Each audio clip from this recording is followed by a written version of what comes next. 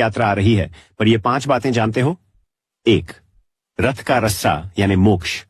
स्कंद पुराण कहता है रथ का रस्सा छूने मात्र से मोक्ष मिलता है, इसीलिए करोड़ों लोग उस रस्से के लिए दौड़ते हैं। 2. 65 टन का रथ हर साल नया। जगन्नाथ जी का रथ नंदी घोष 45 फीट ऊंचा, 16 पहिए, 65 टन वजन, और हर साल नया बनता है, पुराना तोड़ दिया जाता है। 3. राजा खुद झाड़ू लगाता है। पुरी के राजा, इतने बड़े शहंशाह, रथ के आगे खुद सोने की झाड़ू से सफाई करते हैं। भगवान के सामने राजा भी सेवक है। 4. 5000 साल एक भी साल नहीं रुकी। युद्ध हो, महामारी हो, तूफान हो, रथ यात्रा कभी नहीं रुकी। 5000 साल की अटूट परंपरा। 5. सिर्फ दर्शन से भी पुण्य। पुरी न जा सको तो भी कोई बात नहीं, शास्त्र कहते हैं रथ यात्रा देखने मात्र से यहां